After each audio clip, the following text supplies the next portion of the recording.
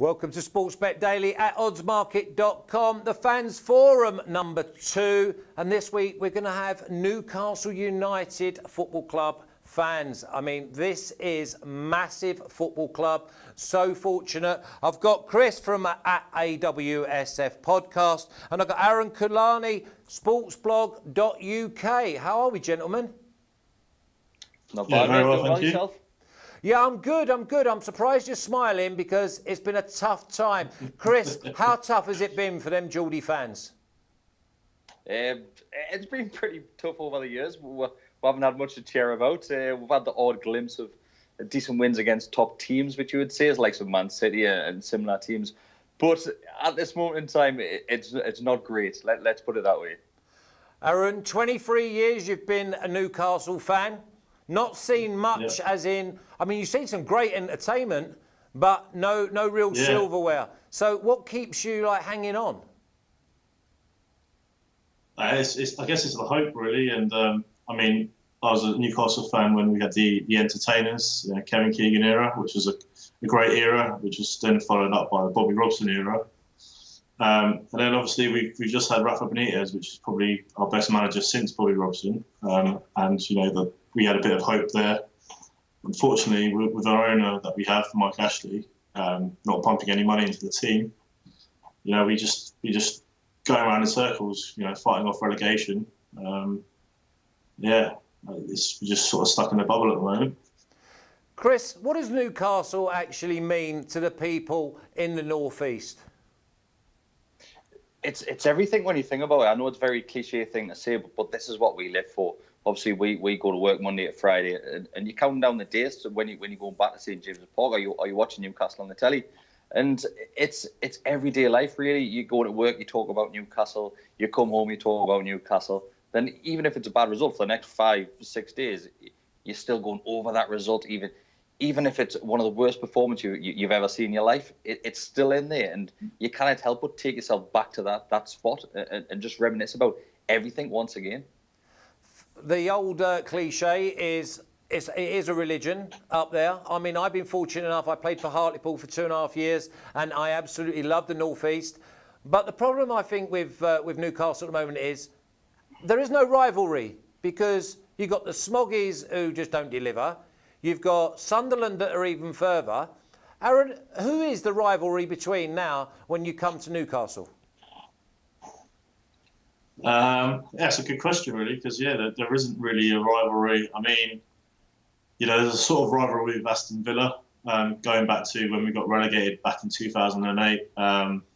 There's a rivalry with Leeds United, but obviously they're in the Championship. So there isn't really rivalry. I guess with the big teams, games against Manchester United are always big. But no such rivalry, really. Chris, if it's a bad result for the Toon, but the Smoggies and the Mackhams both get beat, does that gives you like a little bit added pleasure? Nah, not really. It's, to be honest with you, it's very rare. I'll check the likes of the Borough scores, or even the Sunderland scores, of course, they'll come up now and again. But what Sunderland are doing right now doesn't really affect me. It doesn't bother us. It's of course, when they won the Championship and they could have came up, they didn't. They got relegated again. And you always hope to see derbies again, but I don't think we'll see them for a long time. So they don't really concern us at this moment in time. No, we're like that. We're down at Southampton. Obviously, we had one the other night with Portsmouth, and one looked like probably a top Championship side, and one looked like a non-league side, and I don't really get much enjoyment. Obviously, you're happy because you're 4-0 and you can be a bit smug. But we've got Steve Bruce in now, Aaron, and that's a strange appointment for me. Yeah, it's not one that I can really come to terms with, to be honest. I mean, the last time I saw him manage at St James's Park, he was manager of Sunderland, and we beat him 5-1. And I was singing Steve Bruce has got a big fat head. I mean, he's come in and he's trying to do a good job. He said he's going to take the shackles off and play attacking football, but I mean, we haven't really played that much attacking football, have we? We're currently bottom of the stats for possession. We haven't finished a game. Yeah, exactly. Positive possession. It's a joke, if really, this is what attacking football looks like, I'm worried what it's going to be like if he's going to put those shackles back on right now. Absolutely, yeah. I mean, it is shocking because, I mean, I was really impressed with the way that the team showed togetherness, they showed discipline, they had a bit of fight about them, and we're talking about the 1-0 win at Tottenham. So you think, OK, there's a springboard, let's go forward. And then against Watford, they were second best, got away with a 1-1 draw, and you think, right, that's a blip. So we have Brighton go to St James's Park, and then it's a 0-0. You're like, where is this team? Where is the identity? I don't think they've got one right now. I think we're in that transition period, going from how disciplined, like you said, we were under Rafa Benitez, into a new formation under Bruce. And I don't think Bruce knows his strongest 11, if I'm being honest with you. He doesn't know his best formation. So sitting there in the stands and looking at that against Brighton at the weekend, I was sat there and I was baffled that time. Those players running about in God knows what position. So I'm worried. But like I say, I think we're in a transition period. I think we've got to give it till January. Let Bruce bring in the players that he wants to bring in. We've got to remember he came in the last couple of weeks of the transfer window. There was no preparation for Bruce. So I've got to give him a little bit of leniency with that. But it hasn't been attacking football. Like you said, he's going to bring the team and not all attacking players in there. And you kind of disagree with that. Now, Aaron, I look at Newcastle and I was brought up, obviously, when I played and it was up against the Keegans and you scored 3, they'd scored 4. Obviously, they threw away that massive lead. But even coming second was like, I know it's like trying to grab something out the jaws of defeat. But it was just brilliant to watch. Win, lose or draw. Have you got actually any players that get you on the edge of your seat now? Well, to be fair, I would say no, but after Saturday's performance, Alan St Maximin looks like a player that could probably get me out of my seat. He's just got raw pace and skill, and looks like he can change a game. But apart from that, I mean, Miguel Almiron sort of showed that in his first couple of performances last season, but unfortunately looks a bit lost at the moment. But I think that's down to tactics and formation. Joe Linton's playing up top by himself with no service. I mean, no striker is going to do well without any service. So, it goes down to tactics, really. Yeah, I mean, I come to you, Chris, because you're right in the heart, right in the hub. You've got your podcast. Obviously, people venting their frustrations and that. Yeah. Is it not typical Newcastle? Let's go on to tomorrow's game against Leicester. Is it not the type of game that you'll go and get a result? Well, I'm not confident. Let's put it that way. We normally do well against Leicester, especially over their ground. We do. I think we've picked up a 1-0. Well, we've definitely had 2 back-to-back wins, I think, down there. But Jose Perez scored both those goals. He's now playing for Leicester. So I don't think he's going to score an own goal. I'll be even more impressed if he scores an own goal where he chips Schmeichel. But I don't think it's going to happen. I worry. I think we'll be on at the end of another defeat the weekend. What about you, Aaron? You look. I was looking at the game and thinking, OK, they'll try and keep his back line intact, 2 front screens, so basically no space for Vardy over the top. No way that Maddison's going to be able to get on the ball and hurt you because of your 2 front screens. So, would you be happy with a 0-0? I mean, yeah, I'd probably take a point, but I'm not really happy with them tactics. For a Newcastle team to just sit and defend for 90 minutes is not what I want to see. But it's where we are at the moment. I'm actually going to the game on Sunday. Don't ask me why, but I'd love to see us try and put up a performance. But as you said, I think the defence will be set out to defend, and we'll just try and not let them get behind us. But I think, we're just going to invite pressure onto us. We're not going to get any attacking ball, I don't think. OK, Chris, again, so we're looking at Mike Ashley. He's always in the news. You don't mention Newcastle for the football on the field stuff, but everything off of it becomes from the owner. Where are we with him? As a fan base, it's probably the most far away we've ever been. There's a huge distance coming between the ownership, the club, and the fans now. You've seen the attendances drop since the start of the season. That the one against Brighton's the lowest which we've had under Mike Ashley in the Premier League. What was that? It's It was 42,000, if I remember correctly. How mad's that? But How mad's that? well, That the attendance has dropped and it's still over 40,000. You've got to remember the 42,000 is tickets that have left the ground. There's a lot of season ticket holders who aren't going to the ground. They're still counting in those stats. So I would love to know how many bums are on seats. It's going to be under the 40,000, I would imagine. But as a fan base, we've always shown inside the ground how annoyed we are with Mike Ashley, how the run of the club and there's no upgrades in likes of facilities and the teams. And now, rather than doing that inside the ground, there's fans just not turning up now, which is worrying. Yeah, which is strange because it is one of them cities. Obviously, I've been there many, many times. Loved it. Loved the people of the North East because heart on their sleeve, turn up, rain, snow, very little sunshine, obviously. But Aaron, you think about these people and they are long suffering, but they still do not lose faith that it's going to turn.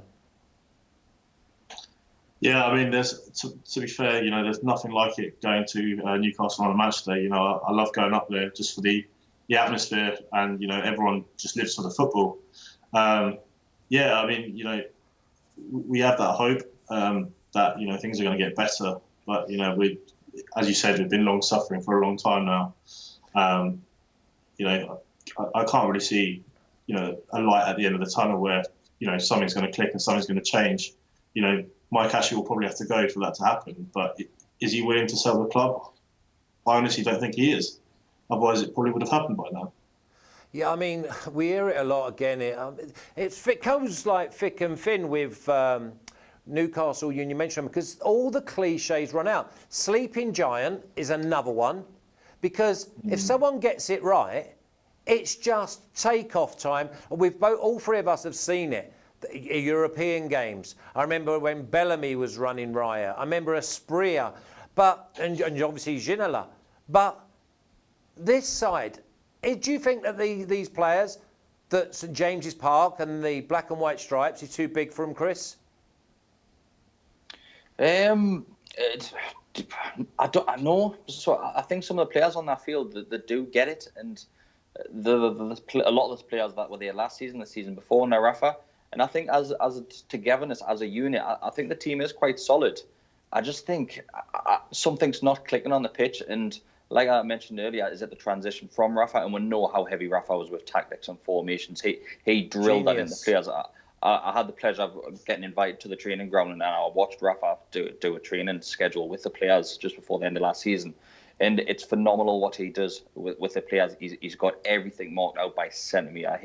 The players know exactly what job they're doing. Do they know that at the moment under Bruce? That's what worries us.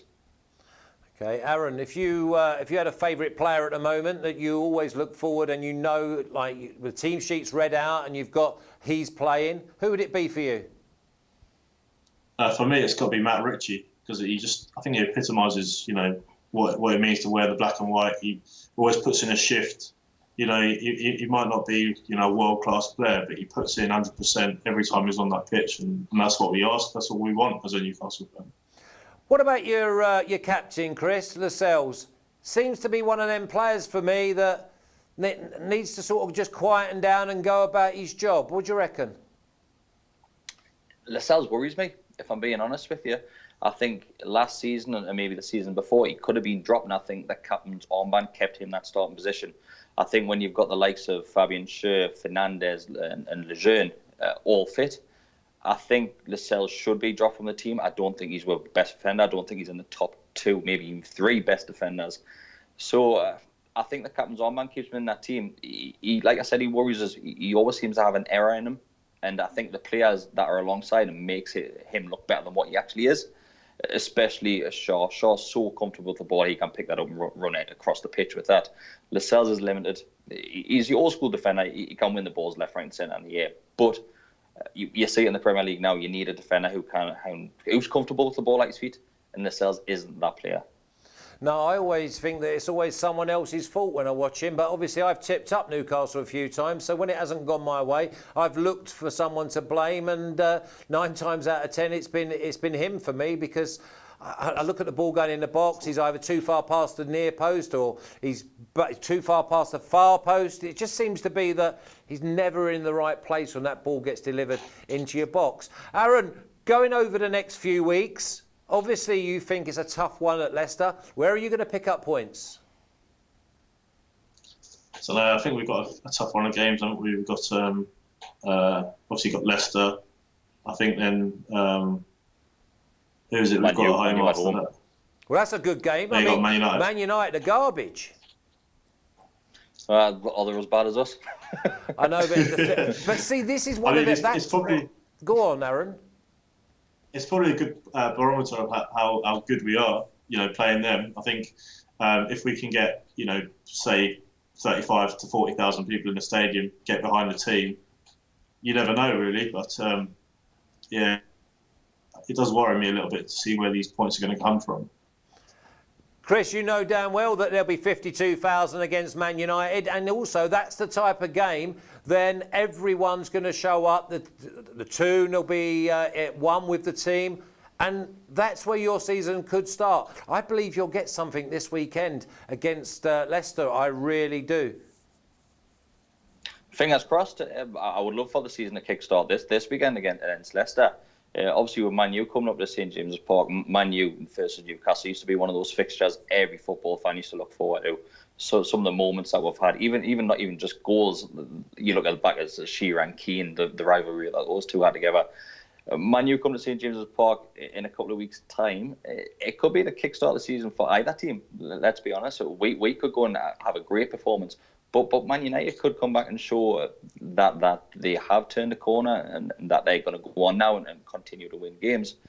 But, of course, we all want to see Newcastle do well at St James's Park. We want Newcastle and St James's Park to be a fortress this season. Like I've said many times, it's worrying us. And like you mentioned before, I'm struggling to see where we're going to pick the points up from, especially with the performance that we've seen against Watford and Brighton at home. So it worries us when these top teams come to St James's Park now. Yeah, it seems strange that you don't go and beat Watford and you don't go and beat Brighton, and yet I'm sitting here thinking that you could definitely get something against Leicester and Man United. That's the strange game, and it's definitely the strange Premier League when you're not in that top 2 or 3 places.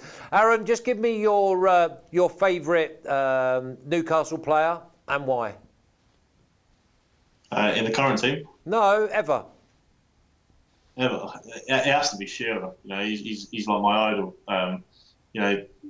The club's leading goal scorer for what he did for the club. Absolute leader on the pitch. We don't have that type of leader on the pitch at the moment. We haven't had for a long time. And just imagine the team that he had around him with the likes of Gary Speed, and Rob Lee, and people like that. We don't have any of them type of leaders on the pitch anymore. Chris, what about you? Laurent Robert. Hands down.